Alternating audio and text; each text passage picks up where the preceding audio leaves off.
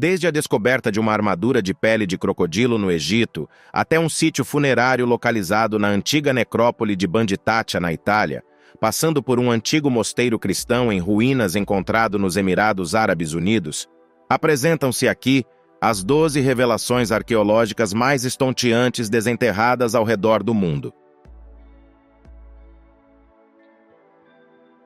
O vaso Piranesi é uma esplêndida obra de arte que evidencia a habilidade e a criatividade excepcionais do artista italiano Giovanni Battista Piranesi. Criado no final do século XVIII, este majestoso vaso de mármore neoclássico ergue-se com uma altura impressionante de mais de 1,80 m. Seu desenho complexo apresenta baixos relevos minuciosamente entalhados que retratam cenas da mitologia e arquitetura romanas antigas. O vaso é ornado com uma variedade de motivos, incluindo folhagens detalhadas, animais e figuras clássicas, todas meticulosamente executadas com notável riqueza de detalhes. O vaso Piranesi representa a maestria do artista em combinar elementos clássicos com seu próprio estilo artístico.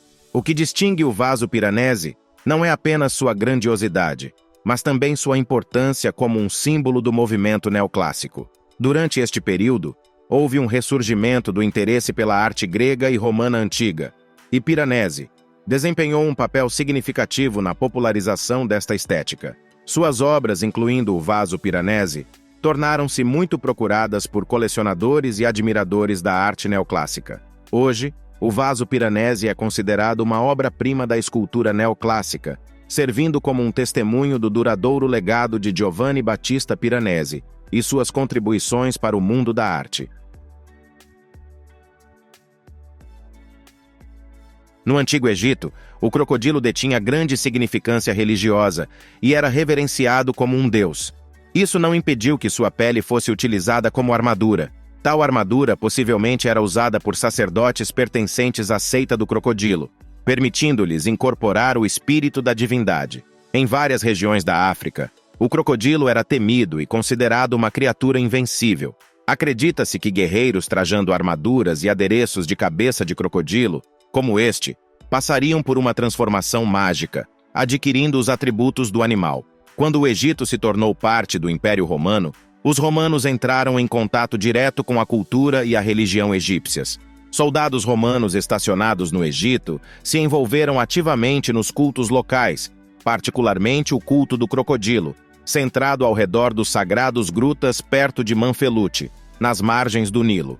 Esta impressionante armadura, confeccionada com pele de crocodilo, inclui um capacete e um colete, e foi utilizada em cerimônias militares associadas ao culto regional do crocodilo. A pele foi datada por radiocarbono ao século III. O traje foi apresentado ao Museu Britânico em 1846 por uma senhora Andrews. Embora as condições secas da gruta tenham preservado bem a armadura, o colete se tornou achatado e frágil com o passar do tempo.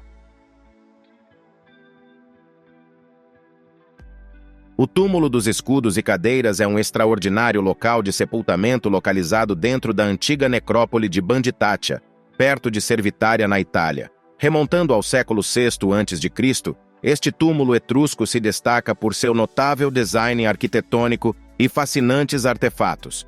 O túmulo recebe seu nome da descoberta de escudos pintados e cadeiras de pedra esculpidas encontrados em suas câmaras, sugerindo sua importância simbólica nas práticas funerárias etruscas. Acredita-se que os etruscos colocavam figuras de terracota dos falecidos nas cadeiras durante as cerimônias de sepultamento. O complexo do túmulo consiste numa câmara central e várias câmaras laterais menores, adornadas com vibrantes afrescos que retratam cenas da vida cotidiana, como banquetes, danças e cerimônias religiosas. Estas pinturas intrincadas fornecem valiosas percepções sobre os costumes sociais, crenças e técnicas artísticas dos etruscos. O layout e as decorações do túmulo refletem a crença etrusca na vida após a morte e seu ênfase em criar ambientes de sepultamento elaborados. A descoberta do túmulo dos escudos e cadeiras contribuiu grandemente para nosso entendimento da cultura etrusca e serve como um testemunho dos feitos artísticos e arquitetônicos desta antiga civilização. Confeccionada em 1540 pelo armeiro alemão Peter Peck, Para o imperador Carlos V, a pistola de fechadura de roda de cano duplo é uma das mais antigas pistolas europeias sobreviventes e está abrigada na coleção do Museu Metropolitano de Arte em Nova York. Esta pistola de calibre 46 ostenta duas fechaduras de roda, uma para cada cano. Renomadas por sua confiabilidade em comparação com outros mecanismos de disparo da época, a perícia de Peck como relojoeiro contribuiu para a precisão das fechaduras de roda da pistola. Embora os canos duplos e fechaduras de roda tenham sido atribuídos ao status imperial duplo de Carlos, armas de fogo semelhantes da Baviera também utilizaram este design.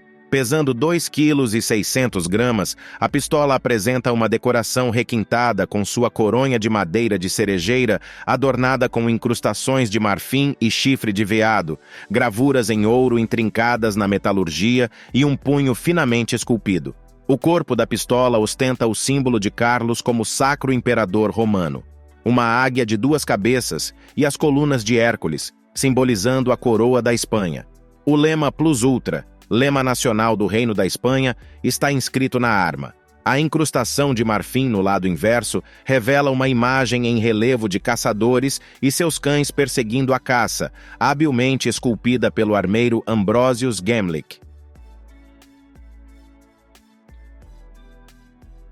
Em Kundapur, na Índia, uma rara inscrição e escultura foram descobertas em Huyaru, na aldeia de Haladi, no distrito de Kundapur. A descoberta é excepcional devido às suas características distintivas nunca vistas antes. O artefato é uma laje de pedra retangular com um topo cônico, dividida em dois compartimentos. O compartimento superior contém uma inscrição do início do século XIV na linguagem e escrita Kannada. Abaixo desta, há uma faixa apresentando um grande lingam de Shiva posicionado nas costas de um touro sentado. Uma vaca em pé alimentando seu bezerro é retratada à direita, enquanto o touro em pé está à esquerda. Outro pequeno bezerro está em um pedestal abaixo deles. Esta composição é incrivelmente única e rara, segundo o professor Murugeshi. A inscrição mede cerca de 1,5 metro de altura, 75 centímetros de largura e 9 centímetros de espessura. Embora algumas partes da inscrição estejam desgastadas, sugere-se que ela pertencia ao rei Alupa Basava Shankara Soideva Alupendra, que reinou em Barakuru entre 1315 e 1335. O artefato tem significado histórico e cultural, simbolizando o próprio rei e representando seu patrocínio aos brahmanes através da vaca alimentando seu bezerro. Huyaru permanece um importante centro de culto ao touro, simbolizado pelos dois touros Raiguli e Gendada Raiguli. O mapa de Bedolina é um dos mais antigos mapas topográficos do mundo. Essa preciosa peça da história não pode ser encontrada em um museu. Se você quiser vê-la, terá que viajar para o Vale de Camônica, no lado italiano dos Alpes, onde é um dos muitos antigos petróglifos. Embora seja óbvio que as gravuras pré-históricas na rocha são um mapa, as opiniões divergem sobre o que poderia ser esse mapa. É possível interpretar algumas das características no mapa como parcelas, caminhos pelas montanhas ou talvez até vilarejos inteiros, mas toda a interpretação requer um pouco de pensamento criativo. Há 109 figuras separadas na rocha, mas nem todas foram esculpidas ao mesmo tempo. Algumas delas podem ter sido adicionadas há tanto tempo quanto a Idade do Bronze, há 3 milênios, mas as marcações mais recentes são 800 anos mais jovens. Devido às adições, pode ser mais preciso dizer mapas de Bedolina ao invés de mapa de Bedolina. É provável que este tenha sido o trabalho de pessoas registrando seu território, mas não sabemos quais pessoas ou que território. Situada na antiga cidade de Copán, em Honduras, a escadaria hieroglífica é uma impressionante maravilha arquitetônica e um testemunho da civilização maia. Como uma das características mais impressionantes da pirâmide do templo, conhecida como Estrutura 26, esta grandiosa escadaria está adornada com uma surpreendente coleção de hieróglifos maias, tornando-se um dos maiores textos individuais do mundo, se não o maior. Originalmente encomendada por Chancawil, o 14º governador de Copán, e concluída por volta de 755 d.C., a escadaria tem quase 30 metros de altura e exibe cerca de 2.000 glifos intricadamente esculpidos. Esses glifos proporcionam informações inestimáveis sobre a rica história e herança cultural do Vale de Copan, detalhando a linhagem dos reis, seus reinados e eventos significativos. Embora algumas pedras tenham sido rearranjadas durante tentativas anteriores de reconstrução, os 15 degraus inferiores permanecem em suas posições originais. Designada como Patrimônio Mundial da Unesco em 1980, a escadaria hieroglífica é um fascinante tesouro arqueológico que continua a inspirar visitantes e pesquisadores com seu profundo significado histórico. Criado no 8º século na antiga cidade maia de Palenque, o relevo do crânio de coelho se apresenta como um artefato enigmático, seus olhos perscrutando solenemente os remanescentes de uma civilização outrora magnífica. Esculpido em estuque pelas mãos de um artesão maia, esse cadáver de gesso exibe um crânio com características distintivas que lembram tanto os deuses maias quanto um coelho. Acadêmicos têm ponderado sobre o significado dessa fusão inusitada, especulando que o relevo pode simbolizar a própria cidade de Palenque. A intricada relação entre os maias e os animais da floresta acrescenta peso à teoria, pois representações de coelhos antropomórficos estavam associadas à profissão de escribas e ao ato de escrever. Além disso, os coelhos mantinham uma profunda conexão na mitologia maia, especificamente com a deusa lunar Awilix, frequentemente retratada carregando um coelho de estimação. Arqueólogos propõem que este templo pode ter servido como um local para rituais ligados ao ciclo lunar e à deusa da lua. Vestígios de pigmentos minerais indicam que o templo já foi adornado com vibrantes relevos de estuque em vermelho e azul, distinguindo-o de seu entorno.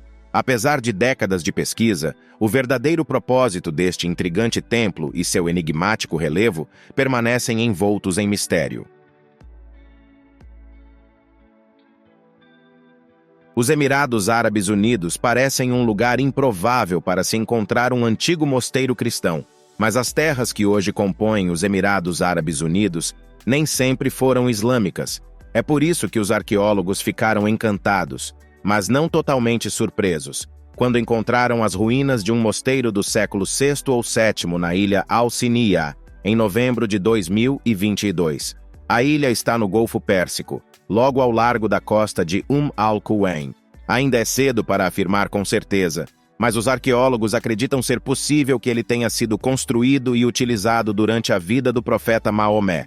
O islamismo se tornaria a religião dominante na região dentro de um século após a construção do mosteiro. No entanto, evidências arqueológicas no local sugerem que o mosteiro permaneceu em uso muito tempo depois disso.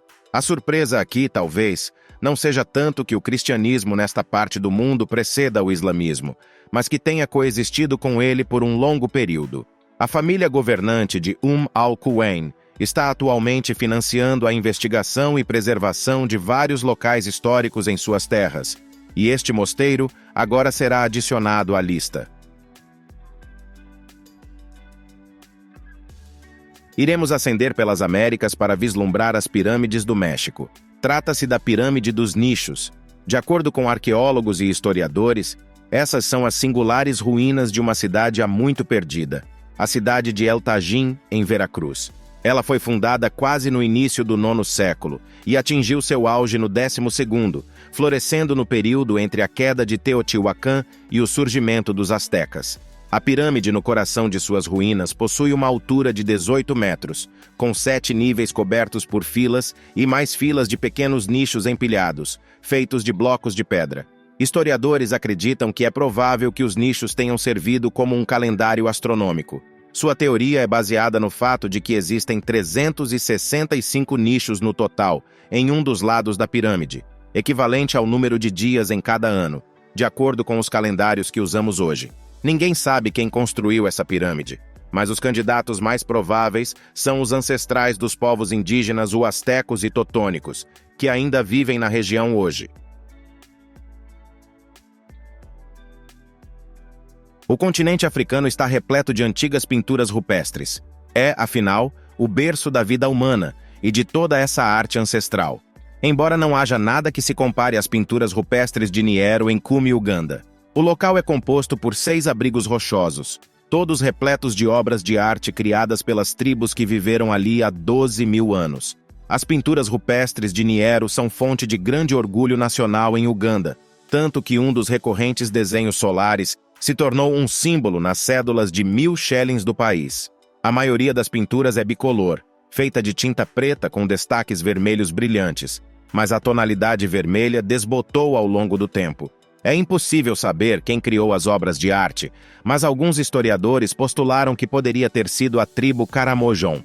Eles estavam entre os primeiros povos a domesticar animais nesta parte da África e, portanto, eram relativamente avançados para a sua época.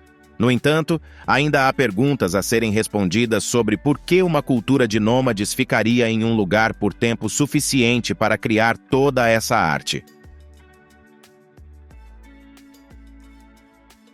A tapeçaria da Criação, ou tapeçaria de Girona, que está no Museu da Catedral de Girona, na Espanha, é um notável primor artístico que ilustra a interpretação cristã do mito da criação por meio de uma tapeçaria tecida com detalhes intricados e cores vibrantes. Protagonista do acervo da Catedral de Girona, essa deslumbrante peça de arte remonta ao século XI e é considerada uma das tapeçarias românicas mais relevantes do mundo.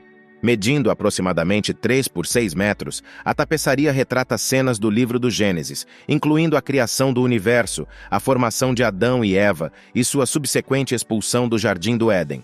O grau de habilidade artesanal e atenção aos detalhes é impressionante, com sutis pontos dando vida a variados animais, plantas e corpos celestes. A tapeçaria da Criação não só atua como uma representação visual de eventos bíblicos, mas também evidencia a significância cultural e religiosa da época. Ela oferece aos espectadores um vislumbre da rica herança artística e da devoção religiosa da Espanha medieval, tornando-se uma atração imperdível para entusiastas da arte, cristãos e aficionados por história. Adire à nossa comunidade com uma inscrição no canal e ativando as notificações para se manter sempre a par de novos conteúdos. A sua presença é muito apreciada. Aguardamos com expectativa o nosso próximo encontro.